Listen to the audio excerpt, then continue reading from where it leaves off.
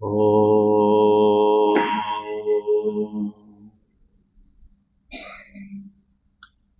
वसुदेव सुतं देवं कंसचाणूरमर्दनम् देवकी परमानन्दम्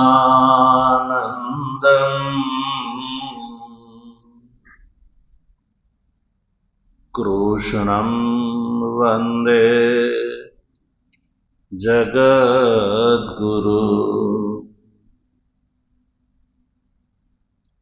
मूकं करोति वाचालं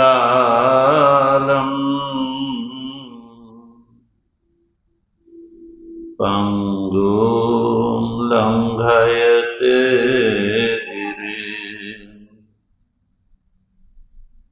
यत्कृपातमहं वन्दे परमानन्दमाधवम्।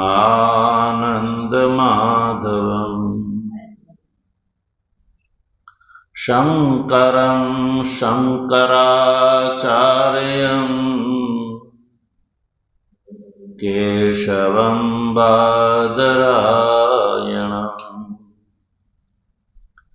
सूत्रभाष्य कृतौ वन्दे भगवन्तौ पुनः पुनः। ईश्वरो गुरुरात्मेति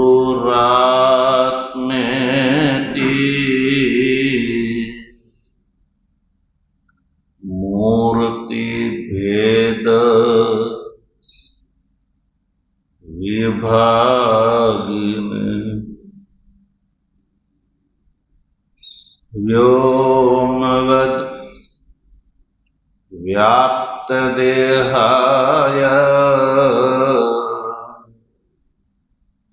दक्षिणामूर्तये नमः। ॐ शान्तिः शान्तिः शान्तिः।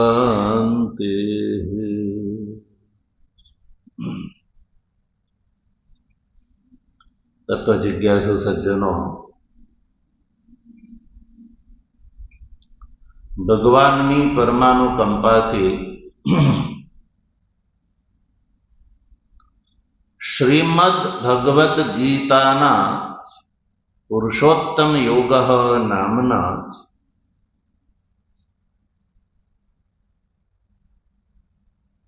15મા અધ્યાયના 19મા શ્લોકનો વિચાર આપણે ગઈકાલે પ્રારંભ કરી ચૂક્યા.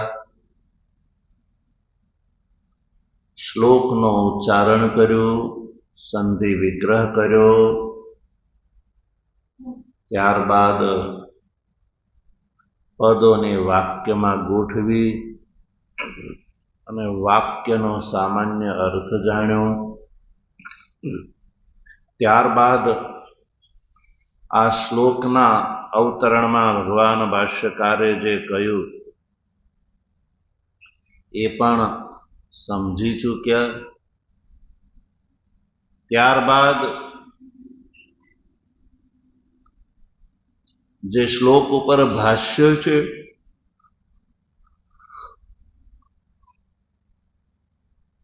એ ભાષ્યમાં મૂળ શ્લોકના જે પદો છે એ આપણે જોઈશું. તો ભાષ્ય પંક્તિમાં સૌથી પહેલા યો મામ એ જે બે પદ છે એ શ્લોકના પદ છે.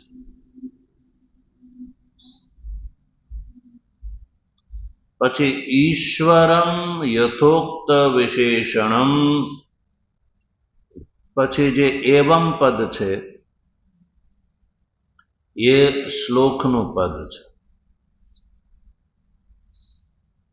યથોક્તેન પ્રકારેણ, પછી જે અસમૂઢ જે પદ છે એ શ્લોકનું પદ છે. સમોહ વર્જિત સન, પછી જાનાતિ એ પદ છે એ શ્લોકનું પદ છે. અયમ અહમ અસ્મિ ઇતિ, પછી જે પુરુષોત્તમમ જે પદ છે એ શ્લોકનું પદ છે. પછી જે સ અને સર્વવિદ એ જે બે પદ છે એ પણ શ્લોકના જ પદ છે. પછી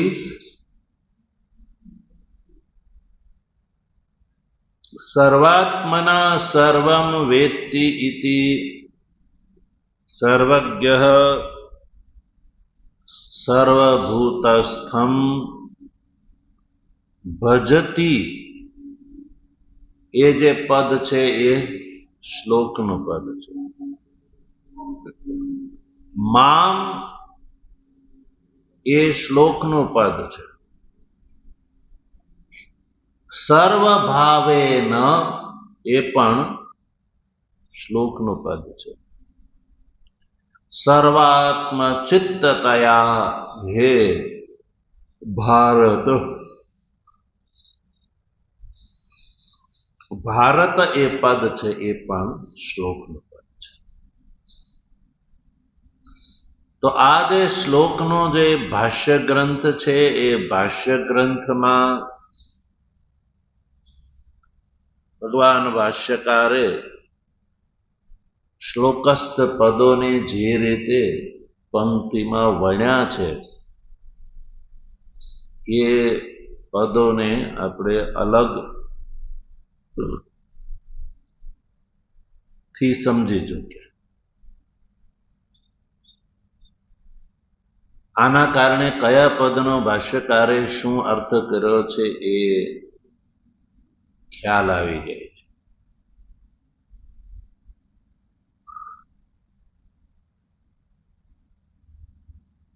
જો ભાષ્યકાર કહે છે, શ્લોકનો અર્થ કરતા કહે છે કે યો મામ, યહ પદનો કોઈ અર્થ નથી કર્યો. યહ એટલે જે, મામ શ્લોકમાં મામ છે. ભગવાન શ્રી કૃષ્ણ બોલે છે મામ એટલે મને. મને એટલે કોણ? ઈશ્વરમ, એટલે કે ઈશ્વરને. જે મને, મને એટલે ઈશ્વરને. તો આ ઈશ્વર શબ્દ જે છે આ અધ્યાયના આ પ્રસંગના સંદર્ભમાં ભાષ્યકાર કહે છે યથોક્ત વિશેષણમ ઈશ્વરમ. ઈશ્વર ખરો, પણ અહીંયા જે ઈશ્વરના માટે વિશેષણો વાપર્યા એવા ઈશ્વરને, ઈશ્વરના એવા સ્વરૂપને યથોક્ત વિશેષણમ, યથોક્ત વિશેષણમ ઈશ્વરમ. પૂર્વમાં ઈશ્વરના માટે વાપરેલા વિશેષણોથી યુક્ત જે ઈશ્વર છે એ ઈશ્વરને.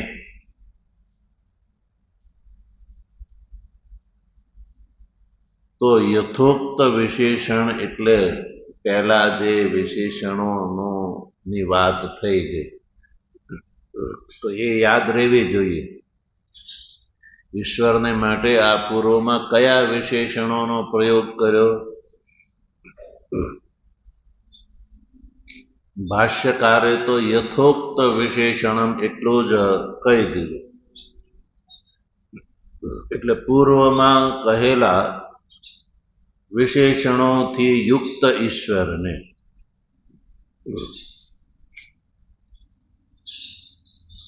તો એ વિશેષણોનું સ્પષ્ટીકરણ ભાષ્ય ટીકાકાર આનંદગીરીજીએ કરી દીધું. ભાષ્ય ટીકામાં જો યથોક્ત વિશેષણમ સર્વાત્મત્વાદિ વિશેષણ ઉપેતમ ઇતિ યાવત.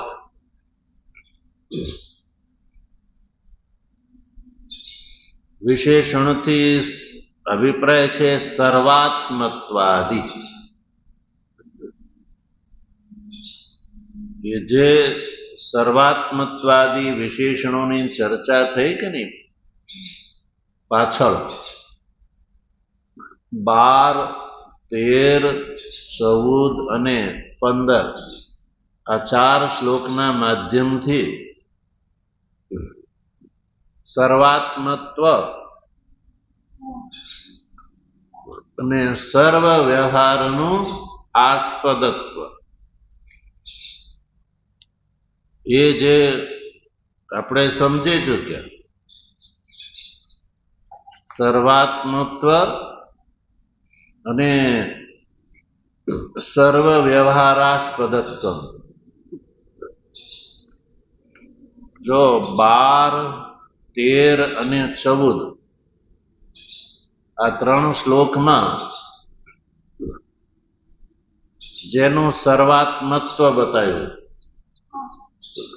15મા શ્લોકમાં જેનું સર્વ વ્યવહારાસ્પદત્વ બતાવ્યું, એટલે સર્વ વ્યવહારનો આશ્રય છે એવા પરમાત્મા, એ ઈશ્વર અહીંયા મામથી ઈશ્વર શબ્દથી એ ગ્રાહ્ય છે.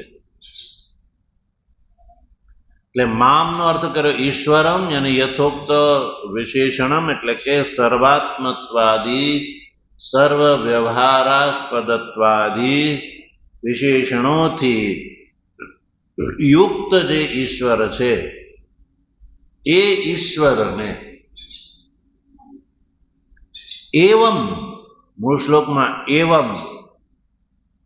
એવમનો અર્થ છે યથોક્તેન પ્રકારેણ. એમાં પણ પાછળનું જ જવાનું છે. યથોક્તેન પ્રકારેણ જે બતાવ્યા પ્રકાર પ્રમાણે. એવમને એટલે કયા કયા પ્રકારથી. તો એ પ્રકાર ભાષ્યકારે તો અહીંયા યથોક્તેન પ્રકારેણ એટલું કહી દીધું. કહે ગયેલો પ્રકાર એ આપણને યાદ હોવો જોઈએ. પૂર્વમાં જે પ્રકાર કહેવાય ચૂક્યો છે, તો કયો પ્રકાર અહીંયા જાણવાનો પ્રકાર કયો બતાવ્યો? તો ભાષ્ય ટીકાકાર જે છે એ સ્પષ્ટ કરે છે.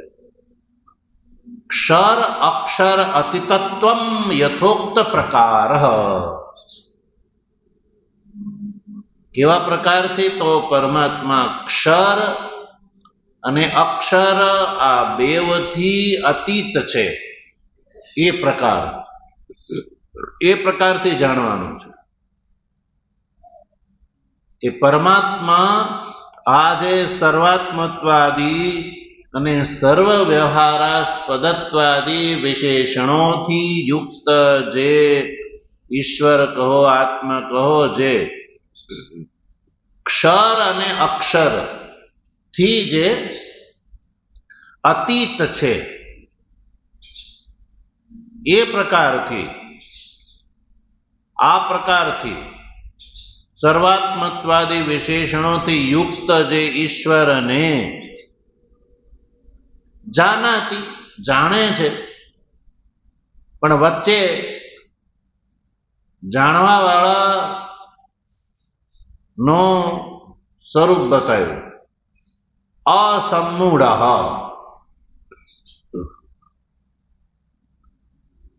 પરમાત્માના આવા સ્વરૂપને કહેલા પ્રકારથી જાણવા વાળો અધિકારી કેવો હોવો જોઈએ? તો એ અધિકારીને માટે ભગવાને શબ્દ પ્રયોગ કર્યો અસમ્મૂઢ. એ અધિકારી કેવો હોવો જોઈએ? અસમ્મૂઢ.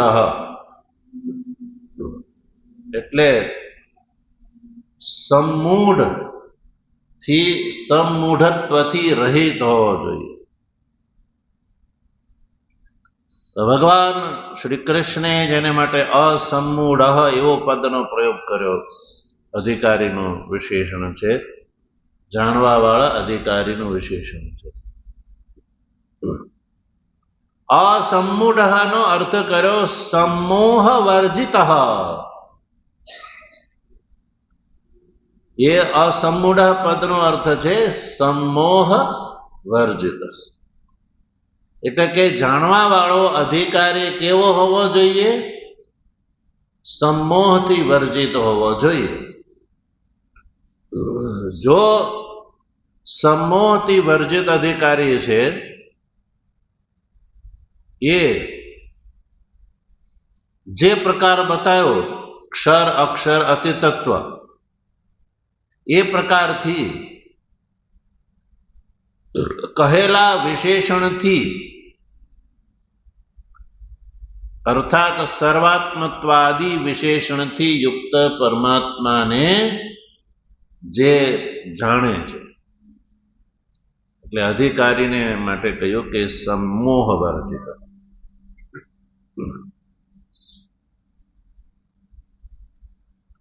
સમોહ વર્જિત નો અર્થ શું હશે? મોહથી રહિત, સમ્યક પ્રકારથી મોહથી રહિત.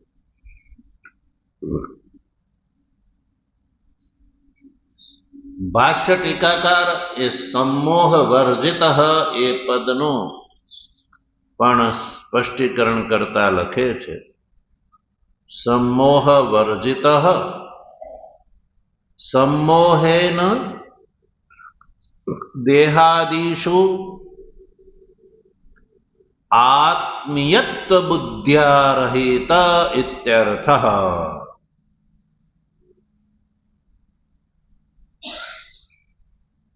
દેહાદિની અંદર જેની આત્મબુદ્ધિ છે ને એવા વ્યક્તિને સંમોહિત કહેવામાં આવે છે.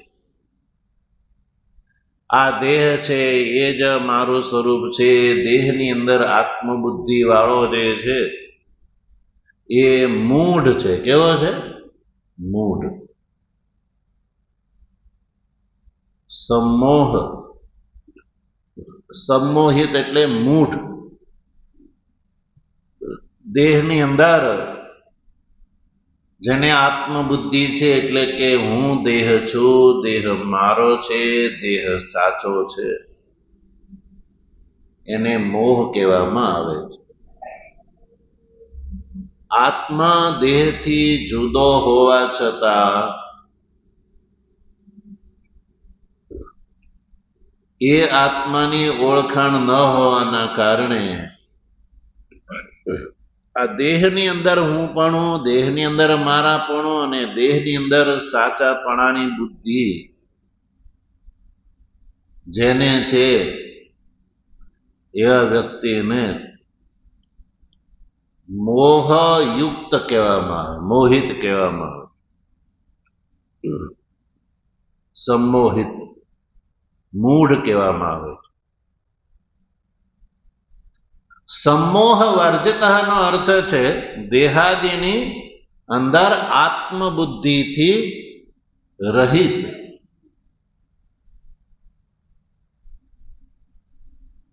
તો દેહાદિની અંદર જેને આત્મબુદ્ધિ નથી એવો વ્યક્તિ જે છે એ મારું જે સ્વરૂપ છે અર્થાત હું આત્મ સ્વરૂપથી ક્ષર અને અક્ષરથી રહિત છું અને હું સર્વાત્મત્વાદી વિશેષણોથી યુક્ત છું. એટલે હું સર્વાત્મા છું, સર્વ વ્યવહારનો આસ્પદ છું. એવી રીતે જે જાનાતિ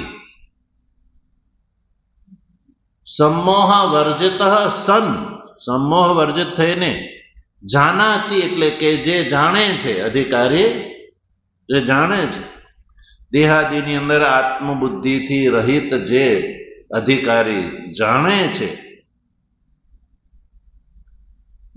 છે કેવા રૂપથી? અયમ અહમ અસ્મિ ઇતિ, અયમ અહમ અસ્મિ, અયમ યાની આ જે ક્ષર અને અક્ષર વિશેષણોથી રહિત અને સર્વાત્મા, ક્ષર અને અક્ષરથી રહિત જે પુરુષોત્તમનું સ્વરૂપ બતાવ્યું, અને એ પૂર્વમાં જેને સર્વાત્મા અને સર્વ વ્યવહારાસ્પદત્વ રૂપથી જે આત્માના સ્વરૂપને બતાવ્યું, એ અયમ શબ્દથી ગ્રાહ્ય છે. અયમ એટલે આવું આ જે આત્માનું સ્વરૂપ છે એ અહમ અસ્મિ, એ હું છું, એવા રૂપથી જાણવાનું છે. અયમ અહમ અસ્મિ, અયમ યાની આ વિશેષણોથી યુક્ત ક્ષર અક્ષરાભ્યામ હું રહિત છું, હું સર્વાત્મા છું, સર્વ વ્યવહારનો આસ્પદ એવો જે આત્મા છે એ હું છું. હું દેહાદી નથી, પણ હું આ જે આત્મ સ્વરૂપ છું એવો જે જાણે છે. અયમ અહમ અસ્મિ ઇતિ પુરુષોત્તમમ, પુરુષોત્તમને જે જાણે છે. કોને જાણે છે? પુરુષોત્તમ. પુરુષોત્તમમ એટલે પુરુષોત્તમને. પુરુષોત્તમને અયમ અહમ અસ્મિ, આ જે પુરુષોત્તમ છે એ મારાથી ભિન્ન નથી.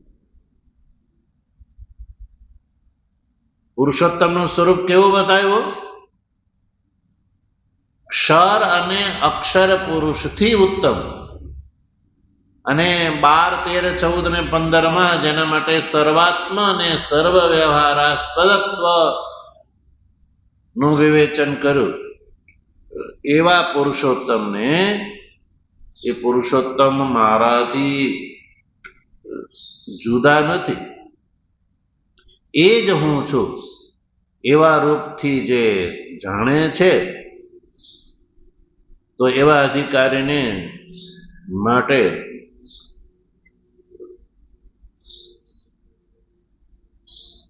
આગળ ભગવાન કહે છે કે સ સર્વવિત્ત, સ મને આવો જે અધિકારી છે એ સર્વવિત્ત છે. એ ભજતી મામ સર્વભાવેન ભારત,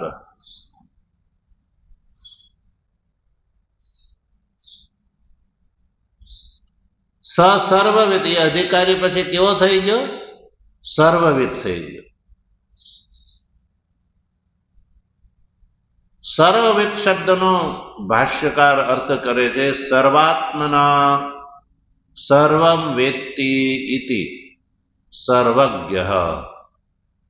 સર્વવિત્તનો અર્થ છે સર્વજ્ઞ. એટલે આવો અધિકારી જે છે એ સર્વજ્ઞ થઈ જાય છે. કેવી રીતે સર્વજ્ઞ? એટલે સર્વમ વેત્તિ ઇતિ સર્વજ્ઞ, એ સર્વને જાણવા વાળો થઈ જાય છે. સર્વને જાણવા વાળો કેવી રીતે? તો કયો? સર્વાત્મના, સર્વનો આત્મા થઈને. જેમ સર્વાત્મા એટલે સર્વની અંદર આત્મરૂપથી હું જ વિદ્યમાન છું, સર્વભૂતોની અંદર હું જ એકમાત્ર વિદ્યમાન છું. તો ભગવાન તો હું કહે છે કે હું સર્વભૂતસ્થ છું, બધાની ભૂતની અંદર હું રહેવા વાળો છું. તો એ આત્માની અંદર જેને આત્મબુદ્ધિ થઈ તો એ પણ સર્વભૂતસ્થ થયો જ ને. એટલે સર્વાત્મ રૂપથી એ સર્વમ વેત્તિ, સર્વને જાણવા વાળો થઈ જાય છે, સર્વજ્ઞ થઈ જાય છે. આવો વિશેષણથી યુક્ત સર્વભૂતસ્થમ ભજતી, સર્વભૂતોની અંદર જે સ્થિત હું જે પુરુષોત્તમ છું એને જે ભજતી, ભજતી એટલે જે ભજે છે, મામ સર્વભાવેન, મને સર્વભાવથી જે ભજે છે. સર્વભાવેન, સર્વભાવેનો અર્થ છે સર્વાત્મ ચિત્તતયા. સર્વભાવેન ભજતીમાં સર્વભાવેનો અર્થ છે સર્વાત્મ ચિત્તતયા. સર્વાત્મ ચિત્તતયા ને સર્વાત્મની મયી એવ આસક્ત ચિત્તત્વેન ઇત્યર્થઃ. સર્વાત્મ ચિત્તતયાનો ભાષ્ય ટીકાકાર અર્થ કરે છે કે સર્વાત્મની મયી એવ આસક્ત ચિત્તત્વેન,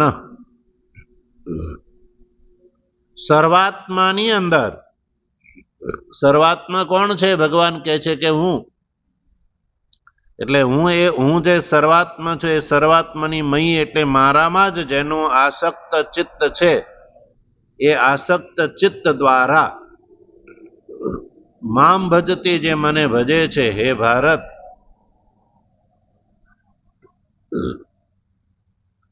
તો ભારત એ સંબોધન છે. તો આ ફળ બતાવ્યું આ શ્લોકમાં, ફળ બતાવ્યું કે જે ક્ષર અને અક્ષરથી રહિત જે ભગવાને પુરુષોત્તમ સ્વરૂપ બતાવ્યું,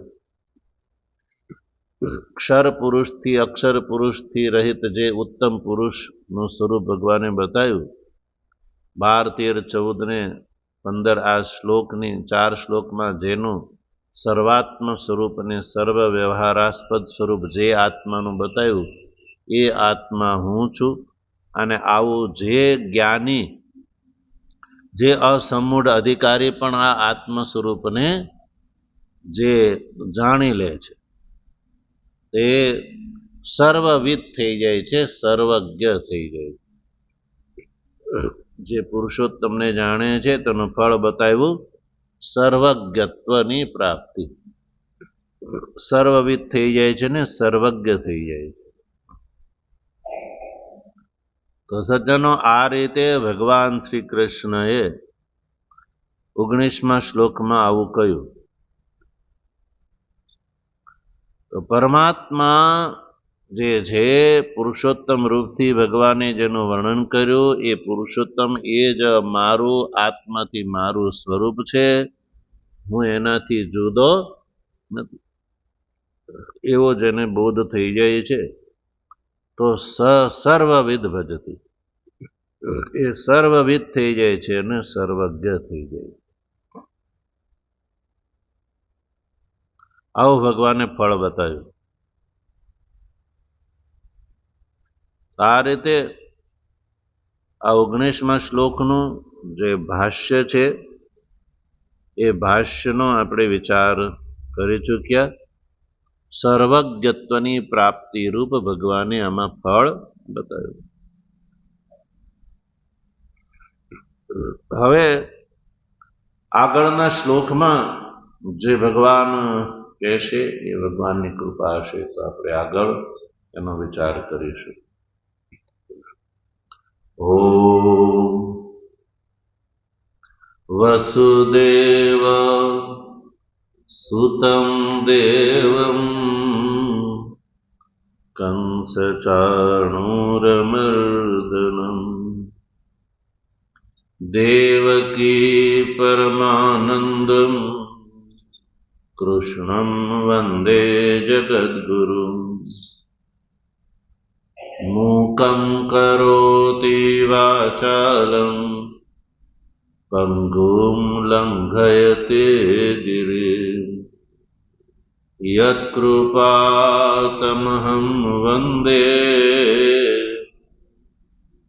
परमानन्दमाधवम् शङ्करं शङ्कराचार्यं केशवं बादरायणम् सूत्रभाष्यकृतौ वन्दे भगवन्तौ पुनः पुनः ईश्वरो गुरुरात्मेति मूर्तिभेदविभागिने व्योमवद्व्याप्तदेहाय दक्षिणामूर्तये नमः। ॐ शान्तिः शान्तिः शान्तिः। सद्गुरुदेव